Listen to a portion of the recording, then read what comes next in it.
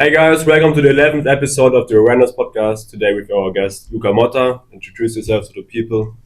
Hello guys, my name is Lucca Motta. I'm a student here at Indiana Tech. Now I'm a GA, former professional soccer player, and it's a pleasure to be here with you. Nikita, how you doing, bro? We're happy to have you here, man. Because you're actually somebody that a lot of people here in the university look up to, not just by the way you played in the pitch, but also by the person you are. I think you're a really kind person. So I'm really happy to have you here. So for the people and for us, let's do a little rewind back in Rio when you were young. How were those stars playing football? How was the process growing up? Yeah. Now, first of all, thank you for your kind words. Like that means a lot to me. Like one of the reasons I came here to the US was to make these connections with different people and like to hear from you that like there are people looking up to me or like that people like me at some point. Like it's cool. Yeah. But yeah, like you like on my beginning there in Brazil, like was a lot of fun. Like in Brazil, you can imagine like there's a lot of people playing on the streets. Like imagine it's the same in Colombia, in Germany. Like so yeah, like I lived in a neighborhood that like we had a lot of apartments. Yeah. But then was very common for people like to get down from their apartments and go to the streets to play. A lot of kids. Yes. So it was fun. It was always fun. Like, and it was always about that. Like we were there just having a good moment. Like it was not about like playing well or play bad. It was just like hanging out with your friends and have a good time. Yeah, I remember just when I was young, all the time playing in the street. Mm-hmm. Every time, you know how the toe. Yeah. Like you always shoot the ball, and like you're playing barefooted, right? So every time my toe would get so hurt, and when I went to my mom, she was like, "You have to be careful. Like, you have to take care of yourself." But it's good. So you started playing there in the street, and then when did that transition to probably more for like a serious approach? Like the first time that I was playing some sort of a team or something like this was when I was 6. My father used it to be a soccer player too. Oh, okay. So like I would go with him like in events with his friends, like barbecues, and I was always kicking a ball. And some people would say, "Oh, like you should put him to play. You should put him to play." And then one of these days, like we had a guy that was a coach for like 6-year-old kids. Okay. And he was like, "Oh, actually bring him like I don't know next Monday to train with us." And then I started training. Yeah. Is it normal in Brazil that people go like in a young age? Or like 6 is not even that early, I would say. Like in Germany, like people start with 4. Is it normal to go like with 6 years old into a club, or is it even later or even earlier? Yeah, like, I mean, I don't know on this generation now. Like for me, it would be on that age, like 6, 5. Some people at 5, but then it's I don't know too young. Because then you would always be around football. Like you didn't necessarily have to be in a structured team, but you were always playing football, right? Yes, like. I mean, I think it's very common for people to start playing, I don't know, with 3, 4, but then to go for a club or something like this is going to be like 6, 7 years old, I would say that stage. Yeah. You mentioned your dad was a soccer player. Actually, is something that has been a common denominator for a lot of the guys that have played, have been with us in the podcast. There's always somebody they know in their family that played the sport, and it ends up being a very determining factor like for their career, for their development. How determinant do you think that was for you, the fact that your dad used to play soccer? I think it was essential. Yeah. Because like, I mean, since the first day that I've been here on Earth, I've had a ball around me. Like I've had something from Botafogo. Like my father is very passionate about the game, and I have 4 siblings that are older than me, and all of them are very passionate too about soccer. I think that's something also, like the fact that you probably had older siblings and you were the youngest one, you probably wanted to be better than them. That pushed you a little bit more, right? Really good. I also have 2 older brothers, and like if you play sports against them or like, I don't know, fight at home, it's always you have to get stronger. Because you have to make it up for the physical, right? Yeah, definitely something that helps you to develop as a player. Because like it's a boy, a girl, and me. Yeah, okay. So like I use it to play with the boy that's from like the middle guy. He's 5 years older than me. Imagine. So like I was 7 and I was playing with him and his friends. And of course, like at this time it was very hard for me like to even touch the ball. But then like I got to use it to play with them. And then when I came to play with my friends, it was easy because they were a lot weaker, of course. So it was actually something that helped at least on these first years, to help me develop my game, get used to play with stronger people. So how was your relationship with your dad, like when it comes to football? Like, was he very? You said he was passionate, but also like, was he strict? Let's say you have a bad game, he was like mad at you. The drives back home. Yeah, long drives. I lived in Niterói, which is like 10 kilometers outside of downtown Rio de Janeiro, and we use it to play. Like the most part of the games would be in Rio, or even like Fluminense, where I did a big part of my academy. Yeah. It's like 60 kilometers from my house. Oh, really? So it could be like 1 hour, could be 2 hours, 3 hours, depending on the traffic. Bro, it's, looking through the mirror, I'm on the back seat, kind of high. Just waiting for him to say something. Yes. That used to be like that for me. Also, like my dad, he wasn't a player, but he was very passionate too. So when he had the chance to go look at my games, it was always the fact that I couldn't defend. So he always went on me for that. But then my mom, when I went back home, my mom was always like very supportive and everything. Yeah. And my dad was kind of a little bit intense, Yeah. So there were those factors in your environment that also help you develop your parents, your dad as well, and then your siblings too. Yeah, for sure. I would say like the biggest influence I had was my father. Yeah. Because like he played, and then like he could see that like I could be good. So he was trying to help me, and I know that like everything that he was doing, like he was, dedicating a lot of time of his life, like to bring me to training, to try to find the better resources for me, the best club, the better physical trainer, everything. And I know that like he was putting too much on it, and I understood that like, okay, there are days that you don't want to play. There are days that like it's just a bad day for you and don't want to be there, like you have low energy. So then he got frustrated, like, Lucca, I've been putting like 12 hours of my day on that, and like you cannot put 2 good hours, So did you also realize it back then, like that your dad was like putting that much effort in for you, or was it just looking back? Yes, I knew. I knew, especially because like I didn't come from a rich family. Yeah. The opposite, to be honest.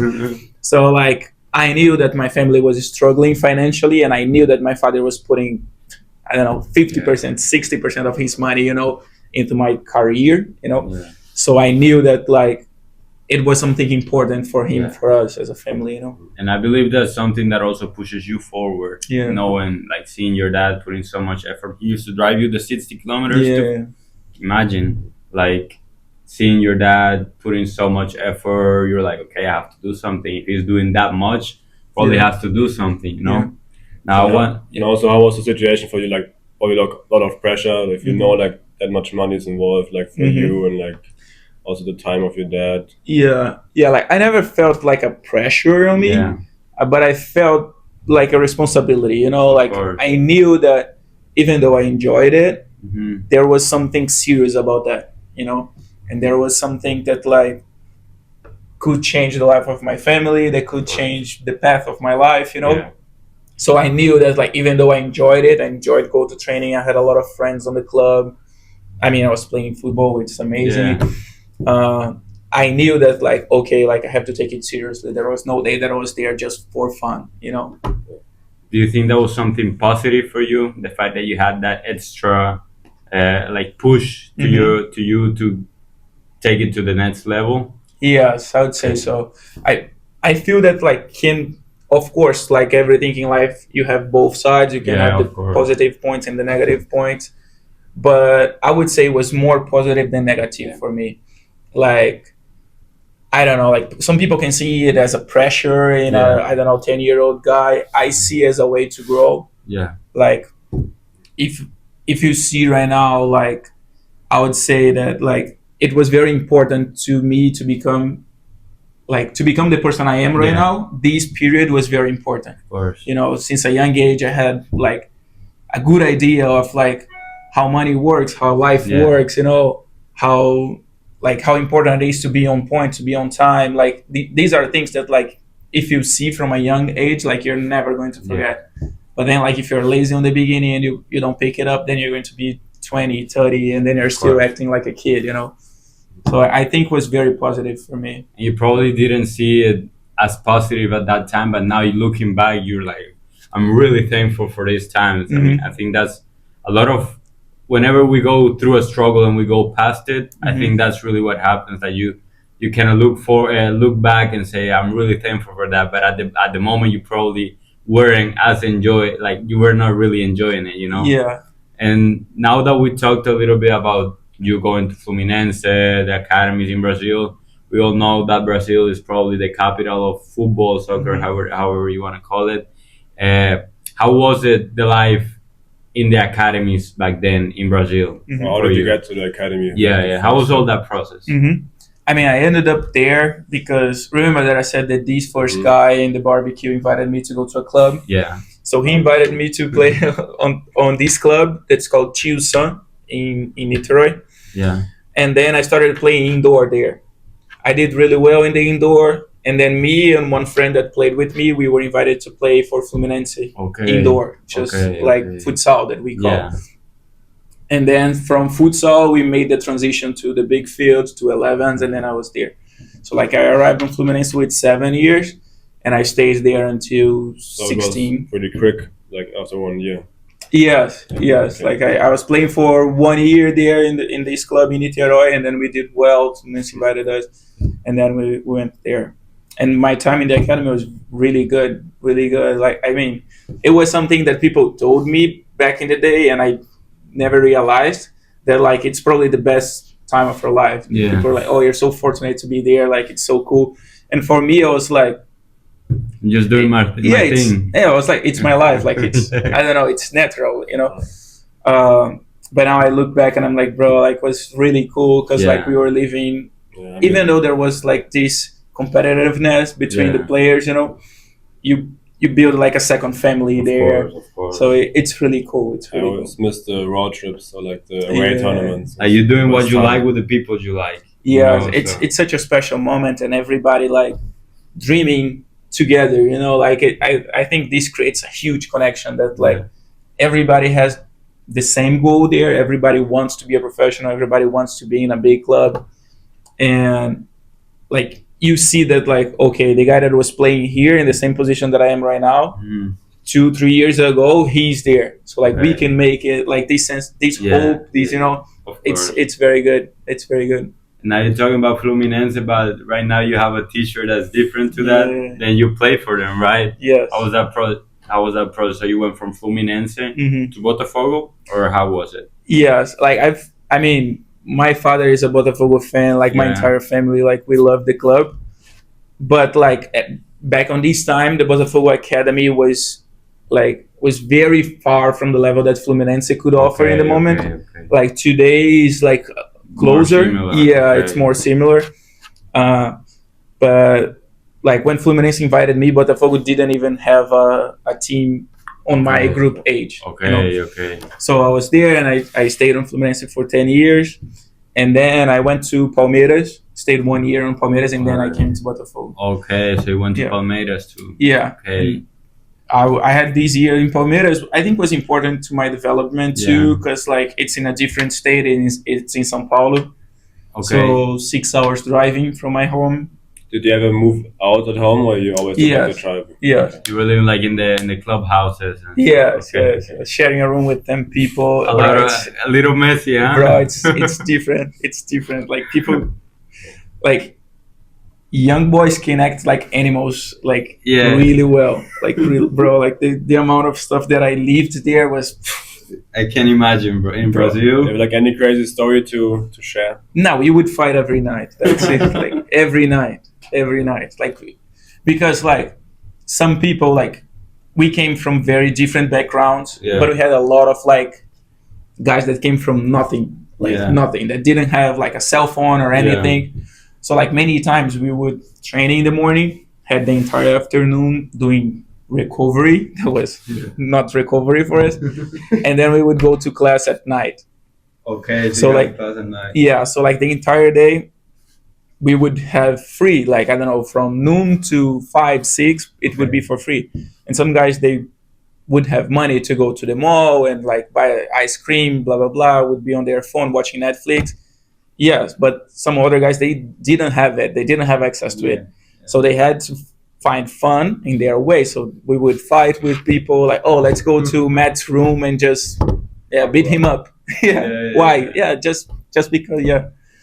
Okay. It's a good recovery. But it was fun.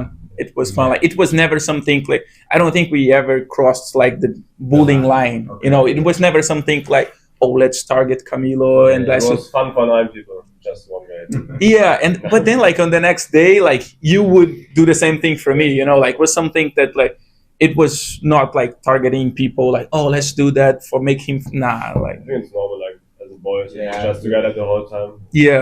And also, if you guys live in the same environment, living through the same, of course, you said they come like people come from different backgrounds. But you guys are living through the same situation. You guys are in the same team, so you can have that consciousness that okay, this is my team, and I'm not gonna try to harm him. You know, it's just like playing around, a little heavy, but still playing around.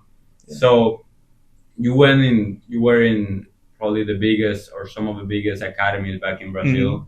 What were some of the lessons you learned from that? Because I know in Brazil and also a lot of South American countries, but probably the most in Brazil, soccer or football is lived with a lot of passion. There's a lot of seriousness to it, and they take it very serious.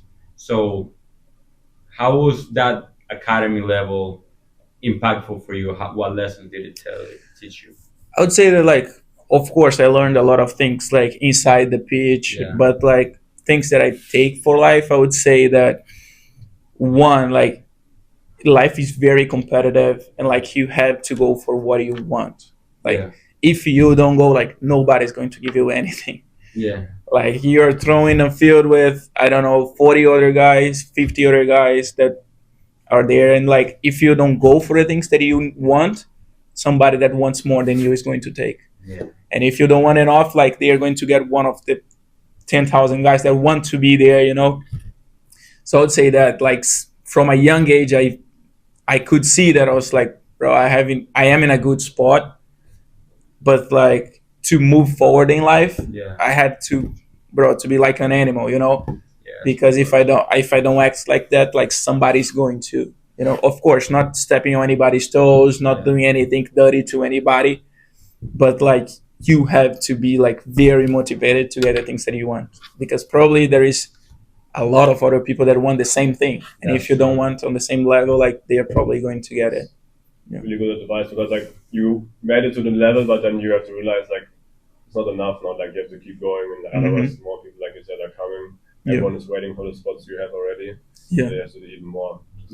More in a situation that like you were in a position that a lot of guys wanted, you know. So you had to defend it in some way. So you had to push yourself even more, right? I would say that like there and here on tech, like in the job market, everywhere, like we all want to be in a good spot, making good money, like having a job that we enjoy, and like there's only so many sports, you know, and there's a lot of people wanting the same thing. So at the end of the day, like, you have to compete for the things that you love, that you want. I think that's one of the biggest lessons that sports can teach to people. And I always say, I think sports, if you can, of course, I'm not a parent, I'm not old, but I can tell, like, I think I can tell to parents, like, if there's something that you can do to your kid for his develop or her development, is to make them play a sport more than like the motor, the physical part. Also, that thing that you're mentioning, like being a high level competitive environment, because at the end of the day, that's life, you know. Like, no, everybody wants to be in a good position. Nobody, I don't think anybody wants to be in a bad position, but you have to fight for it. You have to work for it. And I think that's what sports teach you, you know. So you were in those academies. After that, how was that process after you came out the Botafogo Academy? How was all that end of that part, and then transitioning to pro football? Like, I was in Botafogo for 3 years. And at the end of the first year, I tore my ACL. We were about to play the national championship game. We were playing under 20. And I tore my ACL on training, could not play in the final. I had to stay like... Oh, you were playing the final? Yeah, we played against Corinthians in the final, and we won. Okay. But I couldn't play the final. Uh, so I was like 6 months recovering from ACL. Came back from the injury, went to play a tournament, played 2 games, tore the ACL again. Oh my God. Stayed 1 year recovering. So like I played for Botafogo in the first year. In the last 2 years, I was basically like recovering. Yeah. Was the ACL on the same leg, probably? Yeah, I was on the same knee. And then like I talked with the managers there in Botafogo, and they were like,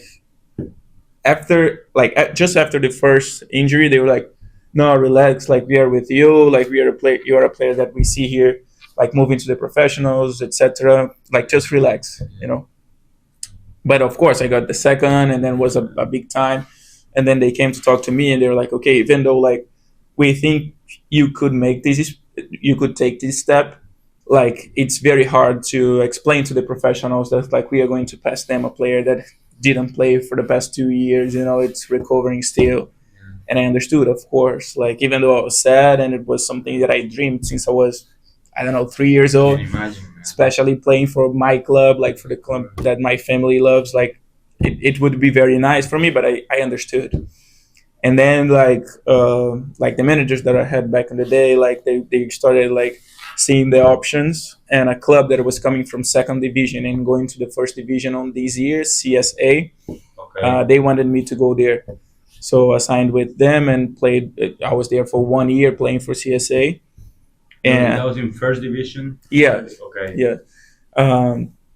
So I was there for this year, and then like things didn't go my way there. For I don't know. Like it's tough to say because I feel that I gave my best and that I was playing a good level, but didn't go my way. That didn't give you like playing time or. Yeah, I didn't get a lot of playing time. Like, I mean, I could understand because they had like a lot of experienced players that they wanted to put first. Like, Yeah. and the club struggled because they were in the fourth division and they promoted to the third, promoted to the second, promoted to the first. Yeah, like year after year. So like in a space of 3 years, they changed from the fourth division to the first. Yeah. So like it was a quick change for the club, and they were trying to get like big names, attract big names. You know, like the fans wanted it. I understand, but in some level, I was frustrated that on trainings I was like, right, you know, like you see on trainings you're like, maybe I could be playing. You know, I should be playing. Some other people come and talk to you like from the team. But then, like I was this year there, didn't get a lot of playing time, so I came back home and I was waiting to see like what would come for me.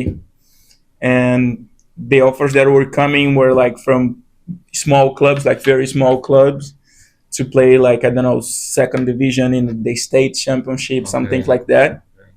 And then I started to think because some of my friends were already coming to the US to study and play. So I was like trying to understand like if it was what was the best for me, like to like I don't know, try to keep playing or maybe guarantee like a good education here in the West, something like that. And I opted to come here, study and play, and yeah. Things turned out well. Yeah, it's good. I feel that like it's natural that sometimes I'll think like, oh, how would it be if I tried to play a little bit more, you know? I think we all are going to think about like some things in our life like that. But I think turned out well for me. Like I could graduate here. I'm going to get an MBA in a couple months. Like nobody on my family has it. My parents didn't. No, thank you. My parents didn't go to school. Like it is still like a win for my family. I will put it like that. So yeah, like I'm happy with the things that I could make here with the friends that I made along the way. Like I've met a lot of people here that I love that I'm going to carry for my life. Yeah. So yeah.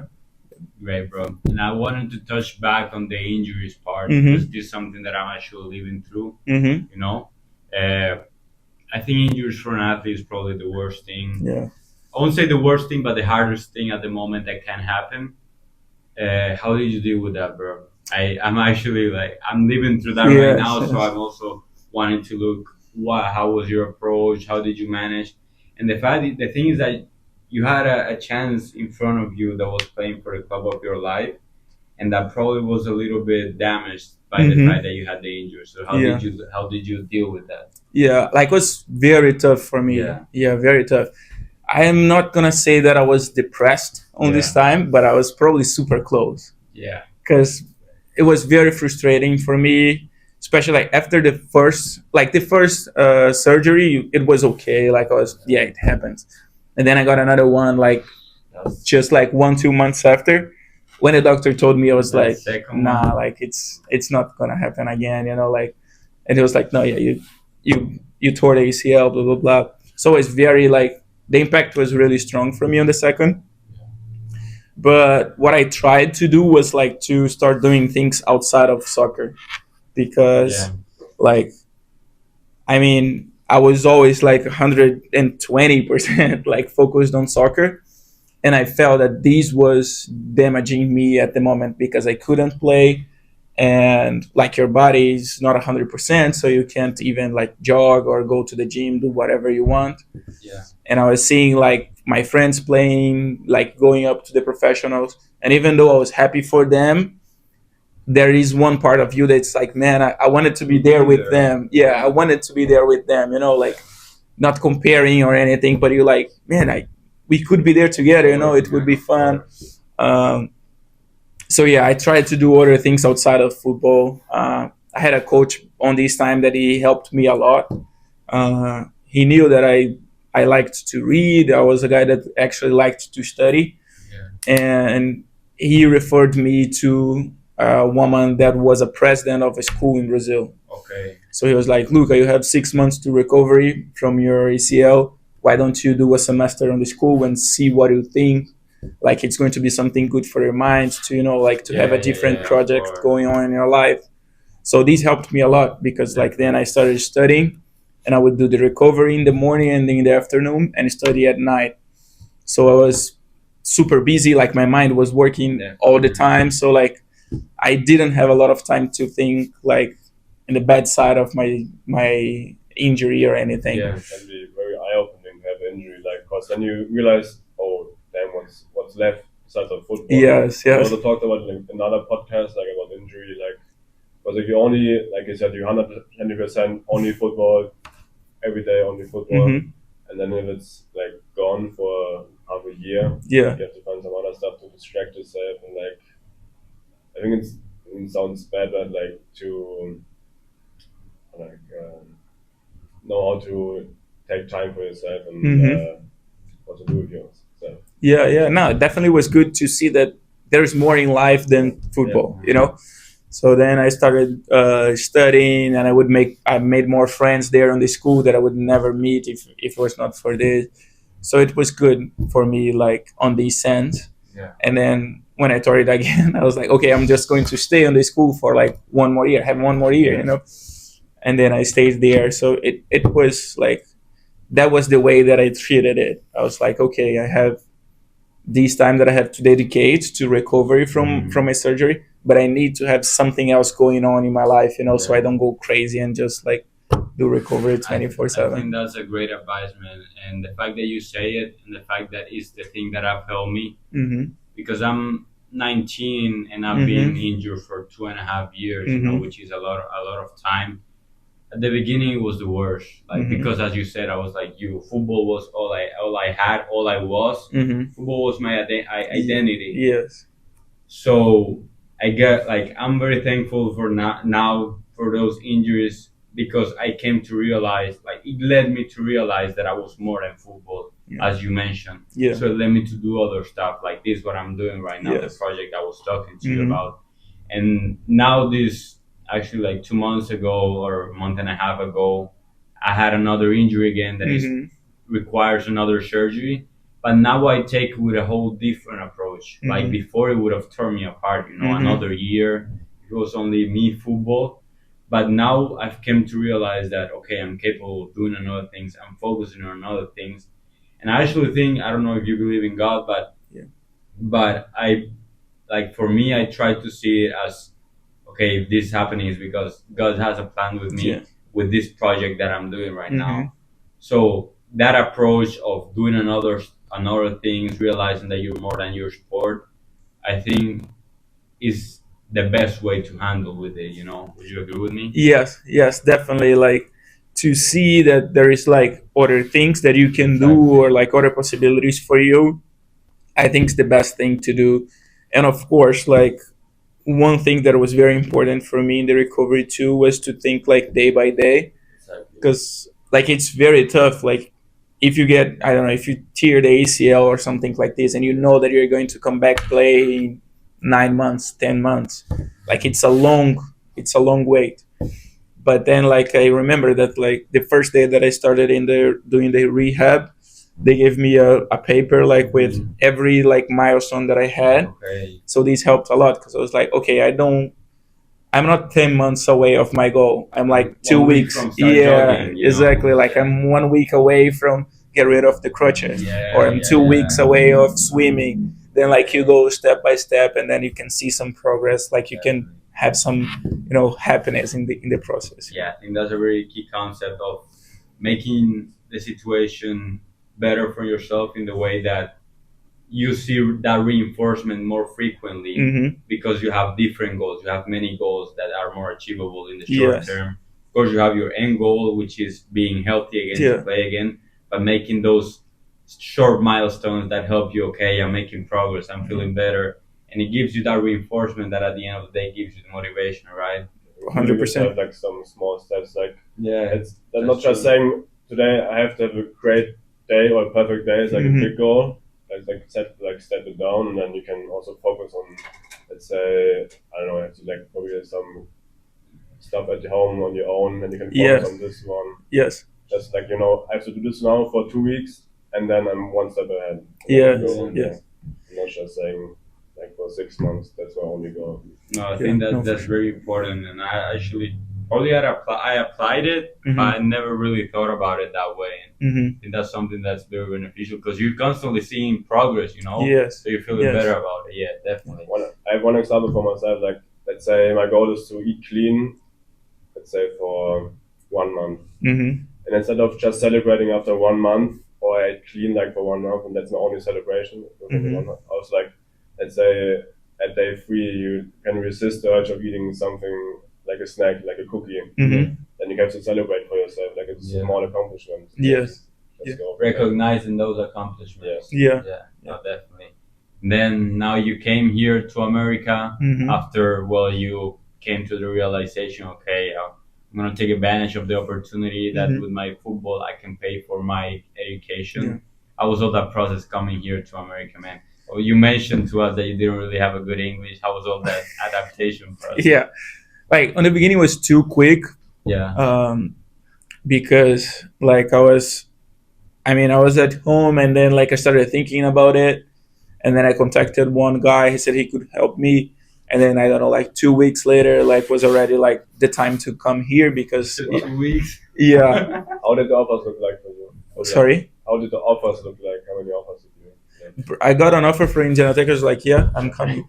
I was there. The first one. Yeah, like before that, I talked with a couple coaches from D1, like on these 2 weeks, but I was not eligible to play on D1. Okay. So why was that? I mean, I did the 2 processes, like for NAIA and for NCAA, and like I didn't get the eligibility for NCAA, and I got 3 years for NAIA. And we could appeal for NCAA, but then this guy that was helping me, he was like, I wouldn't mess with that because like maybe like you can lose for both or etc. It was like lost for Division 1. Yeah, and he was like, go to NAIA, guarantee that, and then like maybe later we can try to transfer you or something. The D1 got the bad part of the deal. Yeah, and I was talking to some schools on this time, but then like he came with Indiana Tech. Okay. And I had a friend that was here, and I was like, yeah, I'm down. I'm coming. Perfect. It was very quick. Like I was just doing the tests and you came in a hard time, bro. What time? Yeah. Like what you came in spring? Yes, it was weird, the process, because like I was supposed to be here in August 2020. Yeah. But with COVID it was crazy, and like I could not find spots to do my visa, and they were postponing they postponed like 10 times, I don't know. And then like instead of coming in August 2020, I started doing it online in August, and then I arrived here in March 2021. Also, it was not that cold anymore. Yeah, no, it was okay. It was okay. And yeah, it was a whole process. I had to go to Ecuador to get my visa. Like, it was crazy because like you could not fly straight from Brazil here because of COVID. It was crazy, but like I could make it here in March, and then yeah, it's been great since then. And how was the adaptation process for you? The language, different people. Yeah, it's like on the beginning, like I used a lot of the resources that I had here that were like the Brazilians that lived here, because yeah, my English was terrible. I would just smile to people, like they could say anything. Yes. Yeah, I smile and go like whatever. Like if you ask me something, like that's what you're gonna get. I smile and thank you.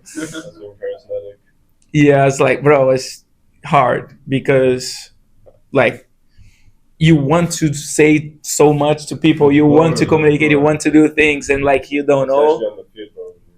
Bro, I didn't understand anything from the field, anything. Yeah, and like we had like the coach was from Scotland, and we had two center backs, both of them from the UK, both of them from England. Bro, they would scream, Lucca. I was like, yeah, bro. I didn't understand nothing that they said. But yeah, on the field actually was something that was a little bit easier because then you have the ball, you can actually like speak with the ball, you know. You can do this. Yes, and you scream and people already know what they have to do. But on the classroom, on the beginning, was tough because communications, man. Bro, imagine. Yeah, it was tough, bro. It was tough because I had to write a lot, and like writing, I was fine. Like I could, but then I had some classes that was like public speaking, this type of classes. No ChatGPT. No ChatGPT. I actually had to write. How was the process? Like, did you just got better by time, or did you like do your studies on your own? Like, yeah, no, with time, like I mean, you are here for I don't know 1-2 months. You start getting it. You pick up so quick because it's a need. Like it's you just have to. So and like I knew like I could write, I could read, but then speak and listening is different. I just had to get used to that. So like 2-3 months, then I started picking up, and You know, some people that still can't speak proper English. Yeah. Sorry? Some people still can't speak proper English. Yeah, no, there are just people that live here for 10 years and they don't speak, man. So just by going, like, not being afraid of going up and having those conversations, and also, well, your major, I think, push you to speak English, right? Yeah. No, and I was never shy or anything about, like, my accent or something like this. I remember that, like, the first day that I was here, the guys from the soccer team, they made like a welcome party or something, which was nice from them. And I came to hang out with them. I came with a guy that lived with me, Daniel. He's a Brazilian. Yeah. And I was like, Daniel, like, I'll need you, bro. I'll need you. Be beside me. Yeah, like always on my side. But then, like, I don't know, 10 minutes there, I was already like talking with the other guys, joking with them, like. Nice. And then when we left, he was like, bro, like that was very good, because like when he came, he said that like, oh, in the beginning I was kind of like, you know, like I would not talk, I was scared of my accent or something, and you didn't. I was like, bro, like if they want to talk in Portuguese, they are more than welcome, but they don't know how to speak in Portuguese, so like great. They have to accept my English, you know. Yeah, exactly. Just I think also the fact that we come to a team of people that are probably in a very similar situation than us helps a lot. You know, like if you're more welcomed, you don't feel like by yourself. Yeah. You feel actually in a group. Yeah. And then that translates to like the outside, to the classes, to the whole university, right? Yeah. Yeah, and actually like I think we got super lucky here, because like I don't know, I just feel that the community here on Indiana Tech, like it's made from like of like nice people. Yeah. Like there's no like I don't know, I've never had a situation in my experience here that like somebody was mean to me just for the sake of it, you know, like. I would say it's the American culture in general. Like everyone is so like, if I speak, I mean, I can hear my German accent. Yeah. Like, oh my God, the German or something like that. Like they were so happy like to get to know other cultures. Yes. And also in Indiana Tech, it's like jackpot for international students. I think isn't like the percentage like 60% of it, like 40 or something? I don't know. The soccer team is 100%. Yes. Like we have 1 or 2 Americans. 99.9. Yeah. but yeah, I think this helps too. That like I don't know, I've been here for 3-4 years, and then somebody that's coming, I see that the person is struggling. Like I've been there before. Of course, I'm gonna help him, and the next generation is gonna be helped by this guy, So it makes sense that like a lot of internationals, they help each other. And now you talked about something that I also wanted to talk about, which is being a captain on the field, which is something that you've been. But you also mentioned that off the field, that you're always looking for that person to help, person that's coming. How do you approach as somebody that people look up to on and off the field, and like to be a captain, a leader for them? Yeah, I mean, I don't think I try to be a captain or anything. I just try to be like helpful for the people, as like people always were for me. So like when I got here, like there was a lot of people that helped me a lot, like the Brazilians that lived with me, the Bruno, Daniel, like they guided me to like everything. Like they literally like got me and they drove me to the bank, like, hey, let's open your bank account, let's do this, let's do that, So like I try to do the same thing for the other people, like I try to just like, okay, you got here, you're struggling, you don't know because it's your first time here, but come with me, like let me help you, So I feel that I just try to be like good to people. I think that's the world we live in. Like if you're good to people, like you create these like good energy that like people want to help you too, And I mean, even though there are some things that you can do by yourself, like life is super, super tough for people that are like lonely or selfish, like you need other people. Eventually you're going to need them, So why not help people? Why not to be there for them, I mean, I would say we're very charismatic.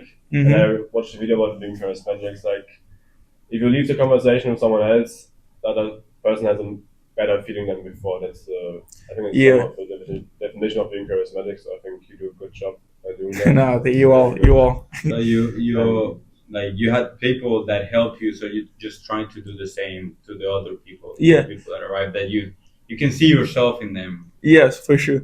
And it's not just because they helped me that I want to do that. I think it's just like, I mean, even though we live on this world that we talk, that like it's very competitive, that's very tough to get on the spots that we want to be. Like there are some things that are non-negotiable, like to be a nice person, to be a kind person, to treat everybody equally. Totally agree with you. Yeah, I mean, I really don't like people that like treat you well because you can help me in a sense, like I mean, I'm going to treat you the same way I treat my boss, the same way I treat my mom, the same, like I think everybody deserves the same level of respect. And of course you're going to have like, I mean, you're going to love somebody more, you're going to have more affinity with somebody, but like the respect, I think, must be the same for everybody. You never know what situation the other person's going through. Yeah, yes. Right? Yes. And I think the return on investment on being a nice person, it's not something that you can measure, but that is so positive. Because when you do some stuff without wanting to receive anything back, what you receive back is way bigger than what you gave, And it's like, it's not even doing it just to receive something. It's just, I think for me, it's just joyful to treat people nice and to see people with a smile, Yeah, and like I mean, it all come from the education that we got and like the way that we were raised. So like for me, like in my house was always like that. Like there is the right way to do things, and like you have to do that. I don't care like who is the other person, like if there is somebody watching or not, like you do the right thing, So I mean, you said you didn't try to be a captain, but also like, I mean, I had a few training sessions with you, and what do you think makes the difference in like going into practice and like maybe holding other people accountable to have a good session? Like how maybe say what's your state of mind if you go into a practice session? I mean, I would say I'm a very perfectionist person, so I think these helped me to be a captain because I was always trying to push other people. I was always like, you have the tattoo there, Capitano. Yeah, it's for my brother. There is always like something that you need to improve on training, and I was the guy that was like, it could be 99% of the things going well, and I was like, no, but we need to fix that. You know, you need, like this touch gotta be better. You know, like, and it was not something that I wanted to do. It was just natural for me. You know, it's the way I am. It's the way I am in my life. And sometimes I actually need to like slow down a little, because I mean, life's not gonna be perfect, and if you start getting like too much into these details, it can be like very frustrating for you. But yeah, I think like a good way to like hold other people accountable on training is like setting the example. Like, it's to come on training and like give your 100%. It doesn't need to be the best on the team. Like, if you give 100%, people are going to respect you, you know? And I think that comes also from your younger times. You were always forced in some way to give that 100%. Because if not, there was a lot of things that could go wrong if you were not like performing at your best, giving your best. Right? Because then you were talking about being kind, and we can tell you that he's a very kind person, but then in the pitch you're very intense, right? It's two different people. I mean, I think if somebody sees you outside, talks to you outside, then they see you in the pitch, they probably don't even recognize you. It's another person. It's another person. Like, I don't know. Like, I feel that like there was always this separation. Yeah. Like, for me, that like, okay, on the field you actually need to behave in a way that's like very competitive, very strong. I don't think you can be nice all the time in the field. Yes. Sometimes I crossed the line. I am going to give you that. But then outside of the field, like, it's just who I am. Like, I am more relaxed. I am like that. But if I feel that if I am like that on the field, people are going to run over me. You know, like, if you're too nice, people are not going to. But you can knock on them. Yeah. I mean, like we mentioned, like you've been different on the field, like some aggression is always good. Did you ever try to maybe like take control of it, or you always like to say like, oh, I need it? Like this? I tried to, because like especially when I was younger, I would cry, I would like kick the bottles, you know, it would be too much. Yeah. So I would talk with the therapist on the club, because like I think they were concerned with me at this time, because they were like, he's not enjoying, you know, because like I could score like 3 goals, like neg 3 people. Like, if something was wrong, like I would just start kicking things, you know, like was bad. Yeah. I would cry. So like I think they were actually concerned that I was not enjoying the experience. And she was like, no, trying to talk with me, trying to make me like slow down. And yeah, but I felt that like when I played in a different way, of course, nowadays I don't cry anymore on the field, thank God.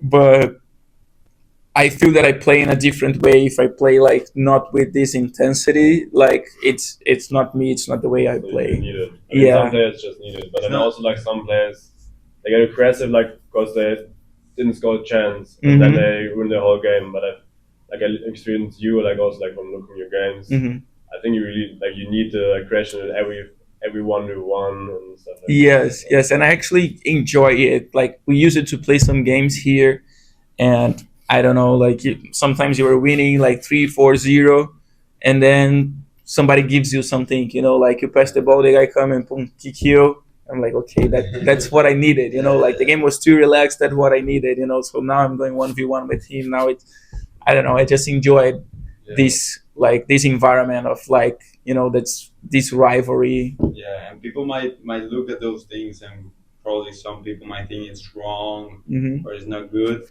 But I think everybody has a different approach and has a different way of approaching their sport, their life. And you probably need that spark. There's people that probably want to be more chill, like they're more relaxed. Yeah. But it's at the end of the day, it's what works better for you, you know. And I think that's where you came to the realization. Of course, you needed to control it at some point. Yeah. But then you said, okay, I probably still need that spark, so I don't want to get rid of it, like completely, you know. So, yes. And now that you're kind of like in the more coach managerial part, I wanted to ask you, do you have a different approach to coaching? How has being a player helped you with this part of your life that you're living through right now? Yeah, like being a player helped me a lot, because like when you see things from inside, there are some things you can only see from inside, you know. So I think helped me a lot, and of course, like created the entire base that I use today. But I try to do some things differently. Of course, like when you are a coach, when you are like managing people, like you cannot be as emotional as a player. Yes, exactly. So like on the other side, I have to like be a little calmer. I have to like try to pass like this calm to the players. I have to be more like the outside of the pitch Lucca than the inside of the pitch Lucca. So I try to keep this balance. Of course, like sometimes you need to be more energetic, you need to scream to like try to get something from the players.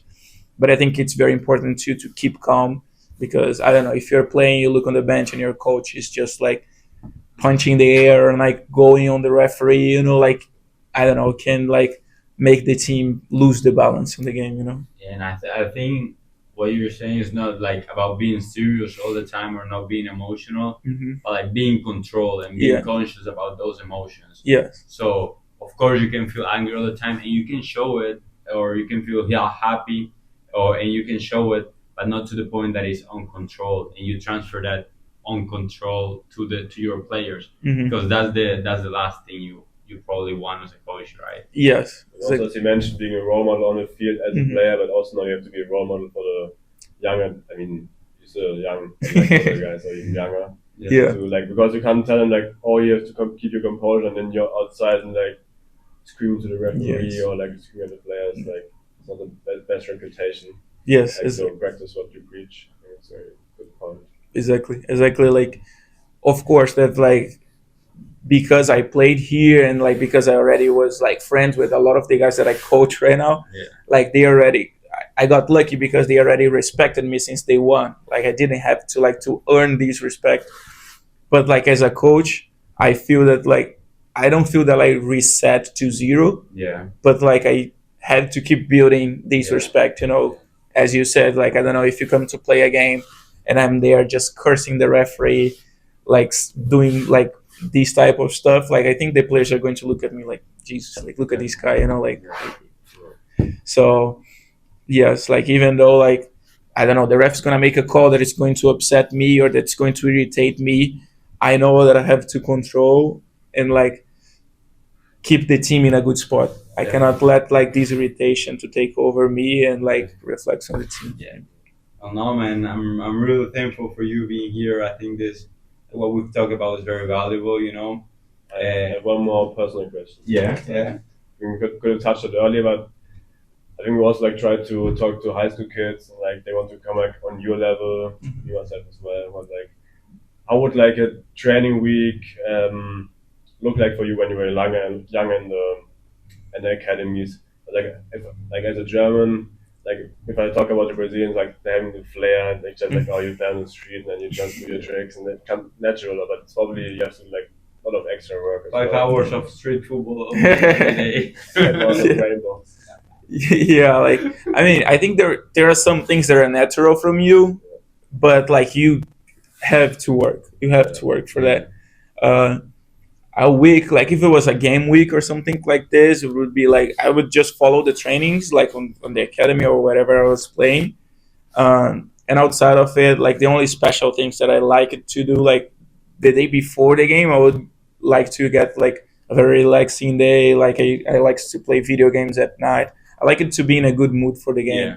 On the game day, I like it to go early. I hated it when, I don't know, we were late for the game and then you're in a rush switching, But like just these small things, I just wanted to be like in a good mood for the game. And I feel that your best version, like yes, and it works for you. Yes, and I feel that like every person has a different routine that's going to make them happy. Like maybe someone is going to wake up at 5 a.m. and do push-ups. Okay, if that's your thing, do your thing. For me, it would be that like just I don't know, play some video games with my brother at night.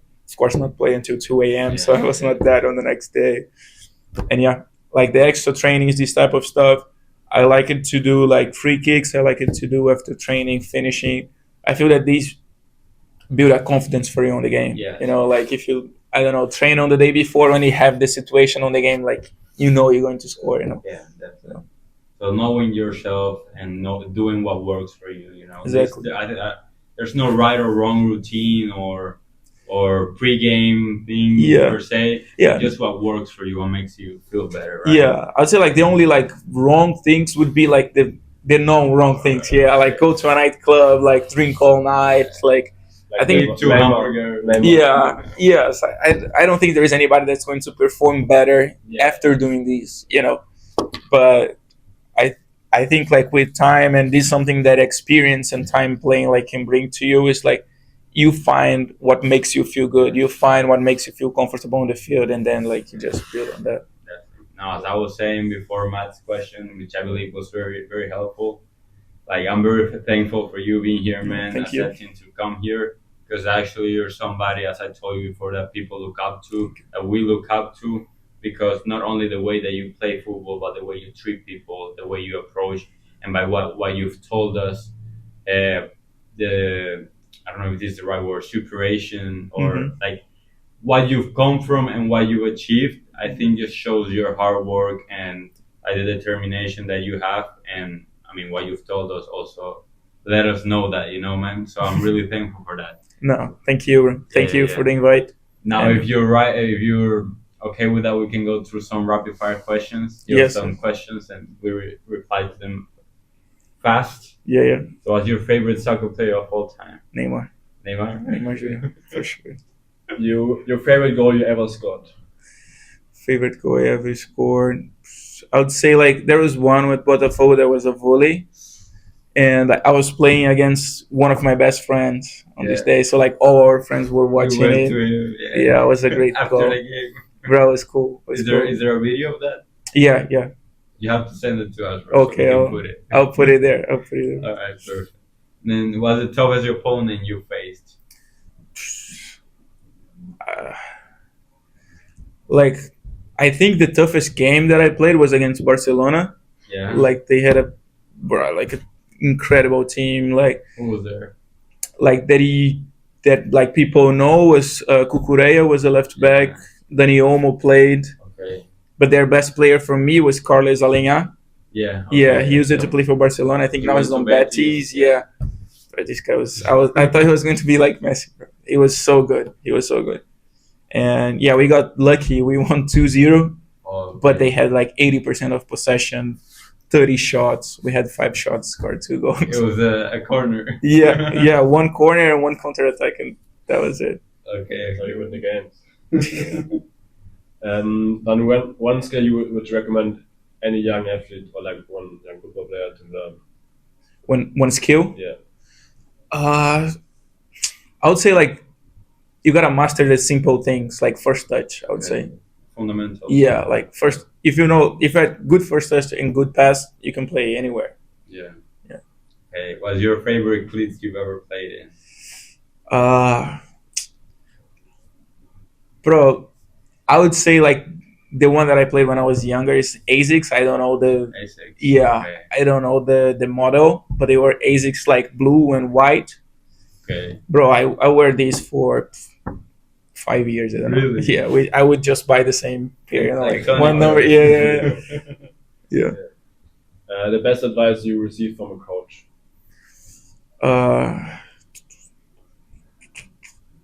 I would say like to trust myself. Yeah. Yeah, like confidence is key for a player. So like I would say like I had some good coaches that helped me to build this confidence. Great. Now we talked, like you said something about it. What do you think about Neymar now going to Santos, like being a rival of Botafogo? Yeah, I mean, I think of course against Botafogo I'm going to be against him, but every other game I'm supporting him. I think that's what every Brazilian is gonna do now, right? Yes. Like every game is gonna be like the entire country watching and like supporting him. Like crazy. People love him so much. Like he's just a joy to watch. Yeah, that's true. So last question.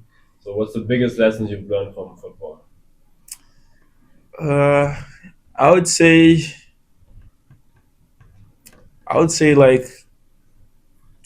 I don't know, like how to like live with people, like how to connect with people. Before soccer, I was very shy. I would not talk with anybody. I was just going to hold on my mom's leg and stay there. Yeah, bro, I would stay there forever. So I think the biggest lesson, the biggest takeaway that I have from soccer is that like it exposed me to people from different backgrounds, to different realities, and this made me appreciate like different perspectives of life. Made me grow like in ways that I could never if I kept holding on my mom's leg. Okay. Perfect, bro. Yeah. It was nice having you here, brother. No, it was a pleasure. Thank you so much. Thank you very much. See you guys in the next one.